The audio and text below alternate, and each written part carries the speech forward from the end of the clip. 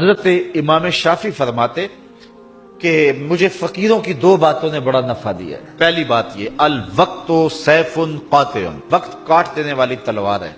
وقت کو تم کاٹو نہیں تو وقت تمہیں کاٹ دے گا، یا تم وقت پہ حاوی ہو جاؤ اور تمہاری مرضی سے گزرے وقت، تمہاری دسترس میں ہو وقت، اور یا پھر وقت تمہیں گزار دے۔ ایک ان دونوں میں سے ایک چیز ہوگی۔ اللہ کا شکر ہے اس وقت ہم وقت کو گزار رہے ہیں، چونکہ ہم قرآن مجید کا درس سننے اور سنانے میں مصروف ہیں۔ اگر ہم یہاں نہ ہوتے، کہیں بیٹھ کے تاش کھیل رہے ہوتے، تو وقت کی رفتار اور گھڑی کی رفتار کیا اس سے مختلف ہوتی؟ وہ اسی رفتار سے چل رہی ہوتی، لیکن پھر وقت ہمیں گزار رہا ہوتا۔ لیکن اب وقت کو ہم گزار رہے ہیں۔ کہا ایک تو فقیروں کی اس بات نے مجھے بڑا نفع دیا اور میں وقت کو گزارا ہے، وقت نے مجھے نہیں گزارا۔ دوسری بات فقیروں کی جو میرے لیے بڑی نفع بخش ثابت ہوئی، وہ یہ ہے کہ درویش کہتے ہیں، اللہ والے لوگ کہتے ہیں کہ اپنے آپ کو نیکی کے کام میں لگا دو ورنہ نفس تمہیں برائی کے کام میں لگا دے گا۔ آپ اپنے آپ کو کھینچ کے یہاں لے آئے نا، اگر نہ یہاں کھینچ کے لاتے اور نفس مجھے یا آپ کو کسی اور جگہ لے جاتا تو پھر ہمارا وقت کتنا برباد ہوتا۔ تو کہا تم کھینچ کے اپنے آپ کو نیکی کے کام پہ لگا دو ورنہ نفس جو ہے وہ تمہیں برائی کے کام پہ لگا دے گا۔ بلکہ صوفیاء کے ہاں تو اس بات کا خیال رکھا جاتا ہے کہ وقت کا زیادہ اچھا مصرف کیا ہے، بہتر سے بہتر کی تلاش میں۔ حضرت اویس کرنی رضی اللہ تعالیٰ عنہ حضور کی زیارت نہیں کر سکے۔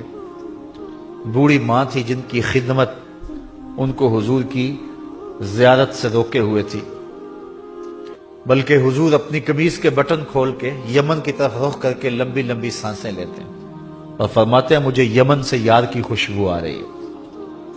تو کسی نے کہا حضور وہ اتنا آپ اس سے پیار کرتے ہیں اور وہ ملنے بھی نہیں آیا آپ کو؟ کہا اس کی بوڑھی اور نابینا ماں ہے جس کی خدمت اسے میرے حضور آنے سے روکے ہوئے، اور کوئی اویس بن عامر کو ملے اور میرا سلام کہے اور اس کو کہے کہ میری امت کی بخشش کی دعا کرے۔ معلوم ہوا جو ماں باپ کے خدمت گزار ہوتے ہیں ان کی دعائیں رد نہیں ہوتی۔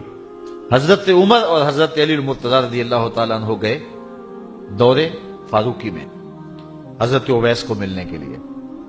خیر ملاقات ہو گئی تو جا کے حضور کا سلام دیا، بس اویس کی آنکھوں سے جھرنے پھوٹنے لگے آنسوں کے، تڑپ گئے، بدن پہ کپ کپی، آنکھوں میں آنسو، اور بار بار پوچھتے تھے میرے رسول کے لبوں پہ میرا نام کیسے آیا تھا، کیسے حضور نے کہا تھا اویس کو میرا سلام دینا۔ اللہ اکبر۔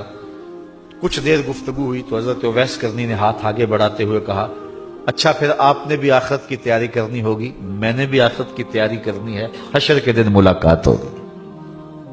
تو دیکھیے کہ یہ لوگ وقت کے کتنے قدردان ہیں اور وقت کی اہمیت کو کتنا سمجھتے ہیں۔ جس قدر وقت کو فقیر لوگوں نے مینج کیا ہے دنیا کا کوئی شخص نہیں کر سکتا۔ یار 90 لاکھ لوگوں سے تو ہم ساری زندگی میں ملتے نہیں ہیں، اور غریب نواز نے 90 لاکھ کو کلمہ پڑھا دیا، تو کیسے وقت کو استعمال کیا؟ امام بخاری کو دیکھیں، امام غزالی کو دیکھیں، امام رازی کو دیکھیں، حضرت امام احمد بن حنبل کو دیکھیں، ان لوگوں کا کام دیکھیں، امام احمد رضا کو دیکھیں۔ 1600 کتابیں لکھ دینا کوئی تماشا لبے بام تھوڑا ہے؟ تو کیسے انہوں نے وقت کو گزارا اور وقت کی اہمیت کو جانا، اور ہم ہیں کہ اپنا وقت ضائع کر رہے ہیں۔ چائے والے کھوکھے پہ بیٹھ کے تو وقت گزر گیا، اور حمام پہ بیٹھے تو وقت بیت گیا، گپ شپ شروع ہوئی تو بس اس پہ وقت لگ گیا۔ والذین ہم عن اللغو موردون، وہ لغویات سے اعراض کرتے ہیں۔ آگے سورہ فرقان ہے اسی 18ویں پارے میں، وہاں فرمایا کہ جب وہ لغو سے گزرنے کی نوبت آ جائے تو عزت سے گزر جاتے ہیں۔ وہ باندر کا تماشا دیکھنے رک نہیں جاتے، ان کے مقاصد جلیل ہیں، ان کی زندگی کے بڑے مقاصد ہیں، وہ اپنی زندگی کو ان مقاصد کے حصول کے لیے لگا کے بیٹھے ہوئے ہیں، تو اب وہ اپنے وقت کو ضائع نہیں کرتے۔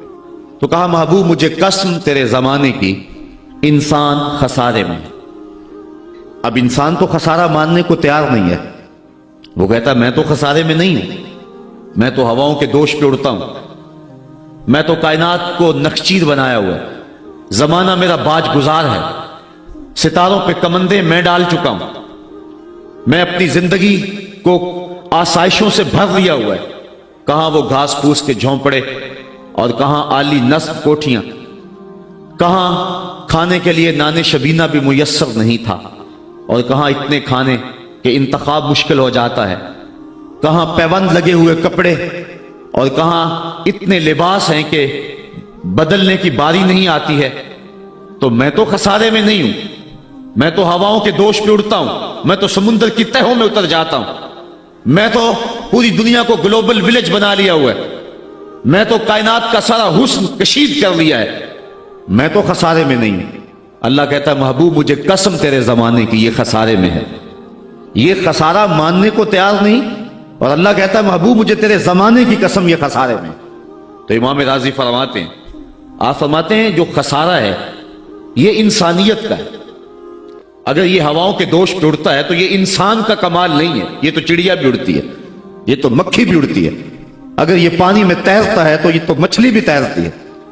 اگر اس نے آسائشیں اور سہولتیں اپنے لیے تلاش کر لی ہیں تو وہ تو دوسری مخلوقات کو بھی حاصل ہیں. تو انسان کا خسارہ ہے، انسان کا. یہ جو عروج جس کی یہ کہانی سنا رہے یہ حیوانیت کا عروج ہے، اس کی انسانیت کہاں گئی؟ ہواؤں کے دوش پہ تو اڑتا ہے لیکن من کی دنیا سے تو ناآشنا ہے. یہ ستاروں پہ کمندے تو ڈال رہا ہے، ہمسائے کی تو خبر نہیں اسے کو.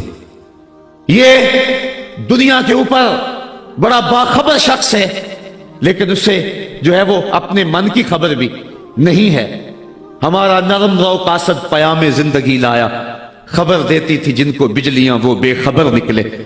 یہ تو من سے ناآشنا ہے. کہاں گئی اس کی انسانیت؟ یہ ہواؤں میں اڑتا ہے، اگر چاند کی چھاتی پہ قدم رکھ چکا ہے وہاں سے خاک لا کے دکھاتا پھرتا ہے کہ یہ میں نے جو چاند سے خاک جو ہے وہ اکٹھی کی تھی اور یہ دیکھو میں تمہارے سامنے رکھ رہا ہوں. تو زمین پہ پہلے تھوڑا بوجھ تھا کہ اور خاک لے آیا. انسانیت کو اس کا کیا فائدہ ہوا؟ یہ انسانیت کا عروج نہیں ہے. انسان تو خسارے میں ہے، انسانیت تو ڈوب رہی ہے. گھر کی آگ بجھی تو کچھ سامان بچا تھا جلنے سے، سو وہ بھی ان کے ہاتھ لگا جو آگ بجھانے آئے تھے. اس کی انسانیت کہاں گئی؟ یہ بھائی ہو کے بھائی کا گلا نہیں کاٹ رہا؟ کہاں گئی اس کی انسانیت؟ کہا محبوب مجھے قسم ہے تیرے زمانے کی یہ خسارے میں ہے. اور قسم محبوب کے زمانے کی اس لیے فرمائی کہ محبوب کے زمانے میں انسان عروج پہ تھا، انسان نقطہ کمال پہ تھا. اس دور کا انسان دیکھنا ہو تو ابو بکر و عمر کو دیکھو. تو کہا محبوب مجھے قسم تیرے زمانے کی یہ انسان خسارے میں. اگرچہ یہ ہواؤں کے دوش پہ اڑتا ہے لیکن اس کی انسانیت لٹ چکی ہے. اور اگر اس نے انسان دیکھنا ہے تو محبوب آئے تیرے دور میں. یہ تو بھائی بھائی کا گلا کاٹ رہے، خون سفید ہو گیا. ایکسیڈنٹ میں جو بچ جاتے ہیں وہ مرنے والوں کی گھڑیاں اتارتے ہیں. اس کی تو حالت انسانی جو ہے وہ برباد ہو چکی ہے.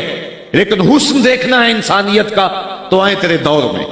جب ایک شخص زخموں سے چور تڑپ رہا ہے اور کہتا ہے العطش، ہائے مجھے پیاس لگی ہے. ایک بندہ کہیں سے پانی کا پیالہ لیے اس کی پیاس بجھانے کے لیے آگے بڑھتا ہے اور اس کو پانی دیتا ہے اور وہ بھی ہونٹوں تک لے آتا ہے کہ دوسری طرف سے آواز آتی ہے العطش. تو یہ پیالہ اسی وقت پیچھے کر دیتا ہے اور کہتا ہے میرے بھائی کو شاید زیادہ پیاس لگی ہے، پہلے اسے دے دو مجھے بعد میں دینا. اور یہ جب اس کے پاس جاتا ہے اور وہ پانی پینے لگتا ہے تو تیسری جگہ سے آواز آتی ہے. یہ اسے پانی دیتا ہے تو چوتھی جگہ سے آواز آتی ہے. حتیٰ کہ 7 اشخاص کے پاس پانی لے کے جاتا ہے اور ہر ایک آگے ترجیح دیتا ہے. اور جب وہ 7ویں شخص کے پاس پہنچتا ہے تو پہلے کے کراہنے کی آواز بڑھ جاتی ہے. یہ کہتا ہے پیچھے بھاگ، پہلے اسے پانی دے. اور جب یہ پلٹ کے آتا ہے تو اس کی روح پرواز کر جاتی ہے. پھر دوسرے کے پاس جاتا ہے تو اس کی روح پرواز کر جاتی ہے. پانی کا ایک پیالہ اور 7 آدمی زندگی اور موت کی کشمکش میں، نزع کا عالم، اور ایک دوسرے کو ترجیح دے رہے ہیں. کہا یہ تھا حسن انسانیت کا. محبوب جو تیرے زمانے میں تھا، مجھے قسم تیرے زمانے کی یہ انسان خسارے میں ہے. اگر خسارے سے بچنا ہے تو دامن محمد کا تھامنا ہوگا. الا الذین آمنوا کا بیان اس پہ گواہی دے رہا ہے. تو یہ انسان کا خسارہ ہے، انسانیت کا خسارہ ہے. شیخ زادہ نے بیضاوی کے حاشیے میں ایک اور خسارے کا پہلو بیان کیا حضرت علی المرتضیٰ رضی اللہ تعالی عنہ سے۔ آپ فرماتے ہیں خسارہ یہ ہے، یہ انسان کی جو سانسیں ہیں، ہم لمحہ لمحہ سمجھتے ہیں کہ ہم بڑے ہو رہے ہیں، لیکن ہم موت کے قریب ہو رہے ہیں۔ یہ سانسیں موت کی طرف بڑھنے والے قدم ہیں۔ تو یہ ہے انسان کا خسارہ جو اپنی سانسوں کے ذریعے کر رہا ہے۔ امام راضی لکھتے ہیں کہ ایک شخص پھٹے پہ رکھ کے برف بیچ رہا تھا، اور ایک بزرگ کہتے ہیں کہ مجھے ان الانسان لفی خسر کا ترجمہ سمجھ میں نہیں آتا۔ جب اللہ کرم نوازی فرمانے لگے تو پھر ہدایت کے سامان اس کے لیے بنتے چلے جاتے ہیں، اور جب کسی کی بہتری کا اللہ ارادہ نہ کرے تو اسے قرآن سے بھی ہدایت نہیں ملتی ہے۔ تو وہ کہتے ہیں میں گیا بازار میں، سمرقند کا بازار تھا، وہاں ایک آدمی پھٹے پہ رکھ کے برف بیچ رہا تھا، اور آواز کیا لگا رہا تھا، توجہ چاہوں گا، کہہ رہا تھا ارحموا من یذوب راس مالہ، اور میرے پہ رحم کرو، مجھ سے برف لے لو، اگر تم نے برف خریدنے میں دیر کر دی تو میں کمائی کیا کرنی ہے، جو میں نے پیسے لگائے ہیں وہ بھی میرے لٹ جائیں گے، میرا راس المال بھی برباد ہو جائے گا، کیونکہ برف ایسا سودا ہے کہ اگر گاہک وقت پہ نہ پہنچے تو نقصان ہو جاتا ہے۔ کوئی اور چیز ہے آج نہیں بکی تو کل بیچ لیں گے، کل نہیں تو پرسوں بیچ لیں گے، لیکن برف کا اگر گاہک وقت پہ نہ آیا تو کمائی کیا کرنی ہے، راس المال بھی لٹ جائے گا۔ تو وہ جانے والوں کو کہہ رہا تھا ارحموا من یذوب راس مالہ، اور میرے پہ رحم کرو، مجھ سے برف لے لو، اگر تم نے دیر کر دی تو میرا اثاثہ بھی لٹ جائے گا، میرا راس المال بھی برباد ہو جائے گا۔ تو وہ بزرگ فرماتے ہیں جب اس نے یہ بات کہی تو مجھے ان الانسان لفی خسر کا ترجمہ سمجھ میں آ گیا۔ میں نے کہا کہ ہم بھی اپنے سانسوں کی برف کو پگھلا رہے ہیں، اور قطرہ قطرہ جس طرح برف پگھلتی ہے، سانس سانس کر کے زندگی پگھل رہی ہے۔ اگر جلدی جلدی ان سانسوں کے بدلے میں نیکیاں لے لیتے ہیں تو یہ زندگی بچ جائے گی، ورنہ یہ زندگی برف کی طرح پگھل رہی ہے۔ ان الانسان لفی خسر، انسان خسارے کا سودا کر رہا ہے، لمحہ لمحہ موت کے قریب ہو رہا ہے، یہ سمجھ رہا ہے میں بڑا ہو رہا ہوں لیکن یہ چھوٹا ہو رہا ہے۔ جب گنتی الٹی شروع ہو جائے تو کام جلدی زیرو پر آ جاتا ہے، کسی کی 60 سے، کسی کی 70 سے، کسی کی 100 سے گنتی الٹی شروع ہے، اور لمحہ لمحہ ہم موت کی طرف بڑھ رہے ہیں۔ یہ انسانیت کا خسارہ ہے۔ ایک مفسر ہوا تبا تبائی ہے، تو ویسے ڈاما ڈول، لیکن بات بڑی پتے کی لکھ گیا۔ وہ کہتا ہے خسارے کا ایک اور پہلو بھی ہے، اور اس پہ میں آپ کی تھوڑی سی توجہ بھی چاہوں گا۔ وہ کہتا ہے خسارہ یہ ہے کہ اللہ نے ایک شے کو ایک حسن دیا ہے تو دوسرے حسن سے اسے محروم رکھا ہے، تو وہ شے کہتی ہے کہ میں خسارے میں۔ اس کی مثال وہ کہتا ہے یہ پھول ہیں، ان میں خوشبو ہے لیکن روشنی نہیں ہے، اندھیرے میں آپ ان سے چراغاں نہیں کر سکتے، تو پھول کہیں گے ہم خسارے میں، ہمارے میں خوشبو تو ہے لیکن روشنی نہیں۔ چاند میں روشنی ہے لیکن اس میں خوشبو نہیں ہے، تو چاند کہتا ہے میں خسارے میں ہوں، کہ میرے میں روشنی تو بڑی ہے، میرے دم سے کائنات میں اجالے تو پھیل جاتے لیکن خوشبو نہیں ہے، میں خسارے میں ہوں۔ ایک بچہ کہتا ہے میرے میں بچپنے کی معصومیت تو ہے لیکن جوانی کا بانکپن نہیں ہے، لہذا میں خسارے میں ہوں۔ ایک جوان کہتا ہے میرے میں جوانی کا حسن تو ہے لیکن بڑھاپے کا تجربہ نہیں، لہذا میں خسارے میں ہوں۔ اور ایک بوڑھا کہتا ہے کہ میرے میں بڑھاپے کا تجربہ تو ہے لیکن اب بچپنے کی وہ معصومیت کہاں، وہ کاغذ کی کشتی، وہ بارش کا پانی۔ اور اقبال کہتا ہے، آپ کے شہر اقبال میں آیا ہوں، وہ کہتا ہے کہ جنبش زنجیر در سے لطف آتا تھا مجھے، وہ کنڈی بھی ہلتی تھی تو اس سے بھی لطف آ جاتا تھا، آج تو نغمے بھی نہیں نہ بہلاتے، لیکن اس بچپن میں کنڈی کے ہلنے سے بھی لطف آ جاتا تھا تو غم بھول جایا کرتے تھے۔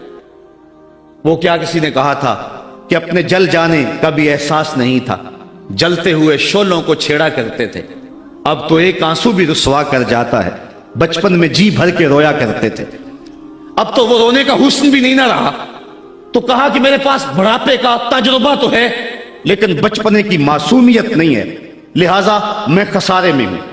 ایک شب زندہ دار کہتا ہے کہ میرے پاس سحری کے آنسو تو ہیں لیکن علم کا بانکپن نہیں ہے، اور ایک عالم کہتا ہے کہ میرے پاس علم کے کمال تو ہیں لیکن تہجد کے سجدے نہیں ہیں، لہٰذا میں خسارے میں ہوں۔ بلبل کہتی ہے میرے لہجے میں تو حسن ہے لیکن میرے بازوؤں میں طاقت نہیں ہے، لہذا میں خسارے میں ہوں۔ شیر کہتا میرے بازوؤں میں تو طاقت ہے لیکن میرے پر نہیں ہے کہ میں اڑ سکوں، لہذا میں خسارے میں ہوں۔ کوئل کہتی ہے میرے لہجے میں تو جادو ہے لیکن رنگ میرا کالا ہے، لہذا میں خسارے میں ہوں۔ مور کہتا ہے میرے پروں میں تو حسن ہے لیکن میرے پاؤں بدصورت ہیں، لہذا میں خسارے میں ہوں۔ تو وہ کہتا ہے کہ کائنات کی ہر شے کسی نہ کسی طرح خسارے میں ہے، لیکن پھر کہتا ہے اگر تمہیں شوق ہو کہ ایک ذات ایسی بھی دیکھے جس میں خسارہ نہ ہو تو آؤ مدینے کی گلی میں آ جاؤ۔ حسن کی ساری شوخیاں، جمال کے سارے کریمے اور حسن کا سارا بھاگپن اگر ایک ذات میں دیکھنے کا شوق آ جائے، حسن یوسف دم عیسیٰ ید بیضا داری، ہما دارند آنچے خوباں تو تنہا داری۔ کائنات حسن جب پھیلی تو لا محدود تھی اور جب سمٹی تو تیرا نام بن کے رہ گیا۔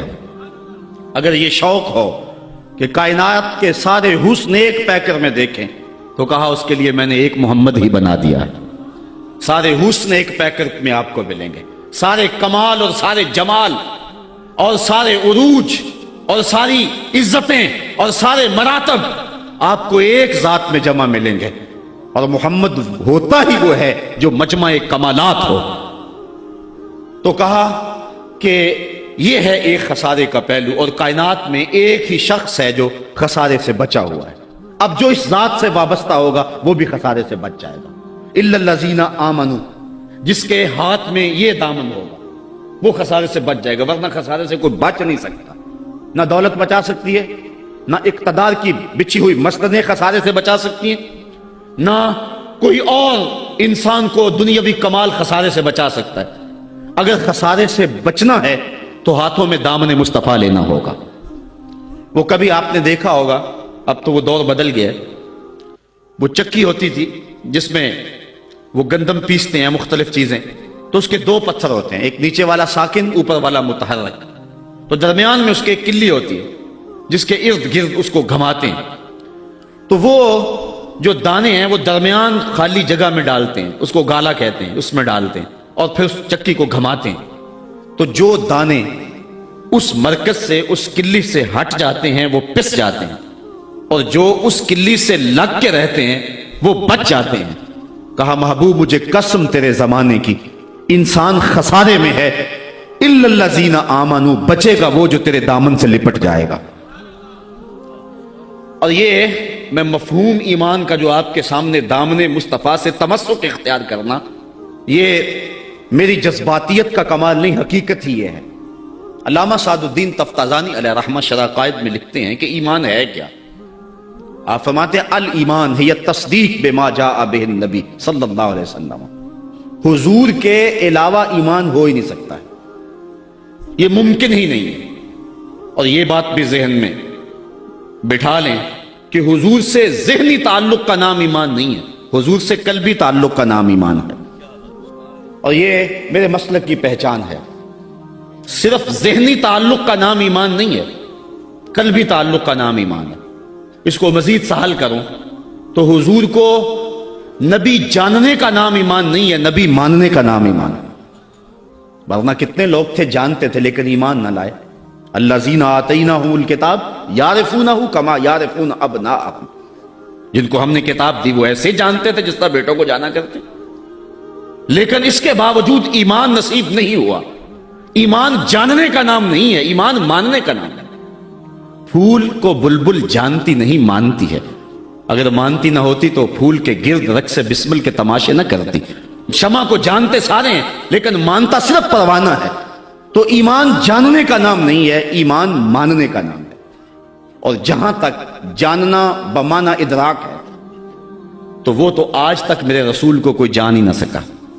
سب سے زیادہ قربت تو حضرت سیدنا صدیق اکبر رضی اللہ تعالی عنہ کو حاصل، ان کو بھی کہہ دیا یا ابا بکر لم یعرفنی حقیقتا غیر ربی، سفر و حضر میں میرے ساتھ رہے ہو، سن لو میری حقیقت کو میرے رب کے علاوہ کوئی بھی نہیں جانتا ہے۔ بلکہ ایک مقام پہ فرمایا لی مع اللہ وقت لا یسعنی فیہ نبی مرسل ولا ملک مقرب، میرا اور میرے رب کا معاملہ ایسا ہے کہ درمیان میں نہ کوئی نبی آ سکتا ہے نہ کوئی رسول اور پیغمبر آ سکتا ہے۔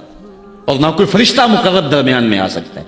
تو جہاں تک تعلق ہے حضور کو جاننے کا بمعنی ادراک، تو آج تک حضور کو اللہ کے علاوہ کوئی جان ہی نہیں سکا ہے. مولوی کا تو دماغ خراب ہو گیا کہ وہ مسجد میں ترازو رکھ کے بیٹھ گیا اور نبی کو تولنے لگا. میں تو کہا کرتا ہوں ڈٹھے ورق قرآن دے پھول سارے، تیری شان جیا نہیں کوئی ہور ڈٹھا، تیری شان دا کرے مقابلہ جیڑا انہوں عاشقاں اصلی چور ڈٹھا. کوئی نور آکھے کوئی بشر آکھے، پیندا رات دینے ایہو شور ڈٹھا. اللہ والیاں گل مکا دیتی تساں ہور ڈٹھا ساں ہور ڈٹھا. تم نے پتہ نہیں کس کو دیکھا ہے جو سکی بیٹی کو بھی نہیں بخشوا سکتا. لاہور قصر نور میں ایک شخص، آپ بھی سارے جانتے ہیں، میرا نام لینے کا مزاج نہیں ہے، ٹیلی ویژن پہ بھی وہ چیختا ہے، تو وہ کہنے لگا کہ نبی تو سکی بیٹی کو بھی نہیں بخشوا سکتا. تو میں نے بعد میں اٹھ کے کہا، میں نے کہا لوگوں آج تو لوگ اسے ووٹ نہیں دیتے جو تھانے سے نہ چھڑا سکے. سنبھلتا نہیں جن سے اپنا دوپٹہ، سنبھالیں گے کیا وہ کلیجہ کسی کا. جو تھانے سے نہ چھڑا سکے لوگ اسے ووٹ نہیں دیتے، اور جو اپنی بیٹی کو بھی نہ بخشوا سکے پھر کلمہ پڑھنے کا فائدہ کیا. جو افراد خانہ کی بگڑی بھی نہیں بنا سکتا، جو سکی بیٹی کو بھی نہیں بخشوا سکتا. میں نے کہا میاں تم اس کی بات کرتے ہو جو سکی بیٹی کو بخشوا نہیں سکتا، ہم تو اس کے قصیدے پڑھتے ہیں جس نے کہا فاطمہ تو جنتی عورتوں کی سردار ہے. تم اس کی بات کرتے ہو جس کے چاہنے سے کچھ نہیں ہوتا، ہم تو اس کی بات کرتے ہیں جس کی انگلی اٹھے اور چاند کے ٹکڑے ہو جائیں. اور سڑیاں کھجوراں اگا جان دائے، وہ پتھراں نو کلمے پڑھا جان دائے. قطرے کو سمندر ذرے کو ستارہ کرتے ہیں، کونین کو خم آ جاتا ہے جب زلف سنوارا کرتے. ہم تو اس نبی کو ماننے اور جاننے والے ہیں. می وریا کستوریاں دا جدو یار نچوڑیاں زلفاں، می وریا کستوریاں دا جدو یار نچوڑیاں زلفاں، تے قبلہ اودے بنیا سائم جدے یار نے موڑیاں زلفاں. وہ تو رخ پھیر دے تو خدا قبلے نہیں بدل دیتا. لوگ کہتے ہیں چاہنے سے کچھ نہیں ہوتا، میں کہتا ہوں ساری دنیا ہی مصطفیٰ کی چاہت پہ ہے. قبیلہ بنو سلیم کی مسجد ہے، 4 رکعتی نماز ہے، 2 رکعت پڑھی جا چکی ہیں، 2 رکعت ابھی باقی ہیں. خاطر آتر میں بات آئی کہیں قبلہ بدل جائے تو کیا خوب. تو فوراً جبریل آگے کہا محبوب پھر دیر کاہے کی ہے، ابھی رخ پھیر لو. اب جن لوگوں نے مسجد قبلہ تین دیکھی ہے کہ پہلا قبلہ بالکل شمال میں اور موجودہ قبلہ بالکل جنوب میں، اور صحابہ تو ذہنی طور پہ اس کے لیے تیار ہی نہیں ہے، تو بتا دیا جاتا کہ اگلی نماز ہم ادھر پڑھیں گے. یہ نماز کا وقت بدلنا ہو نا تو 1 دن پہلے بتانا پڑتا ہے، کل سے نماز ظہر 2:15 بجے پڑھیں گے. اگر اسی دن ایسا کر لیں تو لوگ کہیں گے کہ یہ امام تو سلیقہ ہی نہیں رکھتا ہے، ہم تو آئیں 2 بجے کے حساب سے اور اب 2:15 تک بیٹھے رہیں. تو نماز کا وقت بدلنا ہو تو 1 دن پہلے بتانا ہوتا ہے، اور یہاں تو قبلہ بدلنا تھا، 1 نماز ہی پہلے بتا دیا جاتا. لیکن کہا محبوب ابھی رخ پھیر لو. یا اللہ تیری نماز تو پوری ہو لے. کہا میری نماز بعد میں پوری ہوگی، پہلے تیری مرضی پوری ہوگی، پہلے تیری مرضی پوری ہوگی. می وریا کستوریاں دا یدو یار نچوڑیاں زلفاں، قبلہ اودے بنیا سائم جدے یار نے موڑیاں زلفاں. وہ تو رخ بدل دے خدا قبلے بدل دیتا. ہم اس نبی کی بات کرتے. تو بات کر رہا تھا کہ ایمان جاننے کا نام نہیں ہے، ایمان ماننے کا نام ہے. یہ تصدیق بما جاء بہ النبی صلی اللہ علیہ وآلہ وسلم. ایمان کے بعد اب یہ بات بھی ذہن نشین کریں کہ اس دنیا پہ سب سے بڑی دولت مجھے اور آپ کو جو عطا کی گئی ہے وہ دولت ایمان ہے. سب سے بڑی دولت. اگر ایمان نہیں سب کچھ مل گیا کچھ بھی نہیں ہے، اور اگر کوئی چیز پاس نہیں ہے لیکن ایمان کی دولت موجود ہے تو یہ سب سے بڑا حسن اور سب سے بڑی بہار. اقبال کہتا ہے کہ اقبال یہ کس کے عشق کا فیض عام ہے، رومی فنا ہوا حبشی کو دوام ہے. یہ وہ دولت تھی جس کے دم سے اجالے ہوئے. دنیا پر سب سے بڑی دولت جو حضرت انسان کو دی گئی ہے وہ دولت ایمان ہے، اور قیامت کے دن سب سے بڑی دولت جو حضرت انسان کو دی جائے گی وہ دیدار الہی ہوگا. تو یہ سب سے بڑی دولت، اور یہ محض اللہ کی کرم نوازی سے نصیب ہوتی ہے. انسان کی زندگی کے اچھے اعمال بعض اوقات ایمان کے نصیب ہونے کا سبب بن جاتے ہیں. یہ کبھی کبھی ایسا ہوتا ہے لیکن ہوتی محض توفیق خدا بندی ہے. اس کی مثال جس طرح المجاشی فرزدق شاعر کا دادا حضور کی خدمت میں حاضر ہوتا ہے اور آقا کریم کی خدمت میں حاضر ہو کر کے اسلام کی دولت سے مالا مال ہوتا ہے، اور پھر عرض کرتا ہے حضور میں نے اپنے زمانہ جاہلیت میں 360 بچیوں کو زندہ درگور ہونے سے بچایا، تو کیا مجھے اس نیک عمل کا جو زمانہ جاہلیت میں نے کیا اس کا کوئی صلہ ملے گا؟ کیونکہ شاعر تھے اور شاید بڑا گداز اور نرم دل ہوتا ہے، وہ تو شاخ سے ٹوٹتے ہوئے پھول کو بھی برداشت نہیں کر سکتا۔ وہ کیا کہا تھا اقبال نے، دل نہیں شاعر کا ہے کیفیتوں کی رست خیز، کیا خبر تم کو درون سینہ کیا رکھتا ہوں میں، سچ اگر پوچھے تو افلا سے تخیل ہے وفا، دل میں ہر لہجہ نیا محشر بپا رکھتا ہوں میں، در غم دیگر بسوزو دیگر آرا ہم بسوز، گفت بت روشن حدیث گر توانی دار ہوش، کہہ گئے ہیں شاعری جزویست از پیغمبری، ہاں سنا دے پڑھ کے ان کو پیغام سروش۔ امیر منائی نے غالباً کہا تھا کہ خنجر چلے ہم پہ، خنجر چلے کسی پہ ہم، اور تڑپے جو ہم امیر تو درد سارے جہاں کے ہمارے جگر میں۔ اور اقبال نے آنکھ سے تشبیہ دی شاعر کو ایک جگہ پہ، مبتلا درد ہو کوئی عذر روتی ہے آنکھ، کس قدر ہم درد سارے جسم کی ہوتی ہے آنکھ۔ تو جب کوئی ظالم باپ اپنی بیٹی کو زندہ درگور کرنے لگتا تو یہ کہتا کہ میں تڑپ اٹھتا، گابن اونٹنیاں دے کر کے اس بچی کی جان چھڑا لیتا۔ اس طرح میں نے 360 بچیوں کی جان چھڑائی، کیا زمانہ کفر میں کیے گئے میرے اس نیک عمل کی مجھے کوئی جزا ملے گی؟ تو حضور نے مسکرا کے فرمایا کہ تجھے اس کی جزا مل تو گئی ہے کہ اللہ نے تجھے ایمان عطا فرما دیا۔ تو کبھی ایسا ہوتا ہے، لیکن اگر ایمان نہیں ہے تو اعمال کی جزا نہیں ہے۔ اسی لیے الا الذین آمنوا وعملوا الصالحات، اعمال کی جزا بصورت ایمان اگر مل جائے تو مل جائے، اور اگر ایمان نہیں ہے تو پھر آخرت میں لا خلاق کوئی حصہ نہیں ہے۔ الا الذین آمنوا وعملوا الصالحات، انسان خسارے میں ہے۔ خسارے سے بچے گا وہ جس کے دامن میں 4 چیزیں ہیں، ایک ایمان، اور دوسرا اعمال صالحہ۔ ایمان کی زینت ہے، ہمارے احناف کے نزدیک اعمال لفظ ایمان میں داخل تو نہیں ہے کیونکہ وہ مجرد تصدیق قلبی کا نام ہے، لیکن ایمان کا حسن جو ہے وہ اعمال ہیں۔ آج ہمارا حال یہی ہے کہ دعوی ایمان ہمارے پاس موجود ہے لیکن مسلمانوں والے اعمال ہمارے پاس نہیں ہیں۔ تیرے صوفے ہیں فرنگی، تیرے کالی ہیں ایرانی، خوں کے آنسو رلاتی ہے جوانوں کی تن آسانی، ہر کوئی مست مئے ذوق تن آسانی ہے، تم مسلمان ہو یہ انداز مسلمانی ہے، حیدری فقر ہے نئے دولت عثمانی ہے، تم کو اسلاف سے کیا نسبت روحانی ہے، وہ معزز تھے زمانے میں مسلمان ہو کر اور تم خار ہوئے ہو تارک قرآن ہو کر۔ آج ہم صرف دعوے کی حد تک ہیں۔ شکوے میں اقبال جب چیخ چیخ کے کہتا ہے کہ تیرے کعبے کو جبینوں سے بسایا ہم نے، نو انسانی کو غلامی سے چھڑایا ہم نے، صفائے داہر سے باطل کو مٹایا ہم نے، تیرے قرآن کو سینوں سے لگایا ہم نے، پھر بھی گلا ہے ہم سے کہ وفادار نہیں، ہم وفادار نہیں تو بھی تو دلدار نہیں۔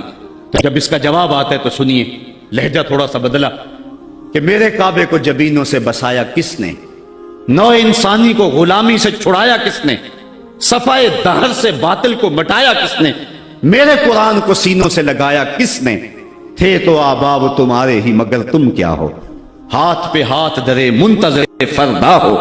ذرا کبھی اپنے اندر جھانک کر کے دیکھا کہ ہم ہیں کہاں اور کس جگہ پہ کھڑے ہوئے ہیں۔ آج ہم مسلمان ہونے کی بات کرتے ہیں لیکن کبھی دیکھیں کہ ہمارے عمل کی پوزیشن اور حالت کیا ہے، آج ہم کس جگہ پہ کھڑے ہوئے ہیں۔ لالو لکشمن پرشاد نے ایک کتاب لکھی عرب کا چاند، اور یہ ایک ہندو رائٹر ہے، اور اس میں اس نے حضور کی سیرت اتنے خوبصورت اور دل فریب پیرائے میں بیان کی کہ گویا سطروں کے اندر چراغ ہی رکھ دیے ہیں۔ تو کسی نے سوامی لکشمن پرشاد سے پوچھا کہ تو نے مسلمانوں کے نبی پر اتنی خوبصورت سیرت کی کتاب لکھی ہے، تو حضور کا غلام کیوں نہیں بن جاتا؟ تو جو اس نے جواب دیا، اگر ہم اس پہ تھوڑا سا تفکر کریں تو وہ ہماری آنکھیں کھول دینے کے لیے کافی ہے، لیکن اگر ہم اس پہ غور نہ کریں تو وہ ایک گاڑی ہمارے روڈ پہ چلتی ہے، اس کے پیچھے لکھا ہوا ہے عقل نہ ہو تو موجہ ہی موجہ۔ بات یہ ہے، بات سوچنے والوں کے لیے ہوتی ہے۔ تو سوامی نے جواب دیا تھا کہ جب میں نے حضور کی سیرت لکھنے کے لیے امہات کتب سیر کو پڑھا تو یہ جذبہ میرے سینے میں بھی گڑائیاں لینے لگا کہ میں اس نبی کا غلام کیوں نہیں بن جاتا، لیکن جب میں مسلمانوں کے کردار کو دیکھتا ہوں تو میں کہتا ہوں میں ہندو ہی ٹھیک ہوں۔ ہمارا کردار لوگوں کے ایمان کے راستے میں رکاوٹ بنا ہوا، اور ایک زمانہ تھا کہ ہماری میتیں بھی ایمان دیا کرتی تھی۔ امام محمد کا جب جنازہ اٹھا تو پورا بصرہ امڑ آیا. یہودی عیسائی کہنے لگے مسلمانوں کا امام جا رہا ہے اور اس کا آخری دیدار ہے، چلو تم بھی آخری دیدار میں شامل ہو جاؤ، جنازے میں شامل ہو جاؤ. لوگ ذوق و شوق کی فراوانی میں آگے بڑھ بڑھ کے جنازے کی چارپائی کو کندھا دے رہے تھے. تو اگر کسی عیسائی اور کسی یہودی کا جی چاہا کہ میں بھی مسلمانوں کے امام کے جنازے کی چارپائی کو کندھا دوں، تو ہمیں تاریخ بتاتی ہے پھر جس کا کندھا امام محمد کے جنازے کی چارپائی کو چھوا اس کے لبوں پہ کلمہ جاری ہو گیا. ہمارے بزرگوں کی تو لاشیں بھی کلمہ دیا کرتی تھی، اور آج ہماری زندہ لاشیں لوگوں کے ایمان کے راستے کے اندر رکاوٹ بنی ہوئی. ہم کبھی غور کریں، رو رہی ہے آج ایک ٹوٹی ہوئی مینا اسے، کل تلک گردش میں جس ساکی کے پیمانے رہے. خیر تو ساکی سہی لیکن پلائے گا کسے، اب نہ میں کش رہے باقی نہ میں خانے رہے. رو رہے ہیں آج وہ دشت جنو پرور جہاں رقص میں لیلا رہی، لیلا کے دیوانے رہے. وائے ناکامی متائے کارواں جاتا رہا، کارواں کے دل سے احساس زیاں جاتا رہا. جن انگاروں پہ اس وقت میں اور امت مسلمہ اور آپ کھڑے ہیں، کون اس سے بے خبر نہیں ہے.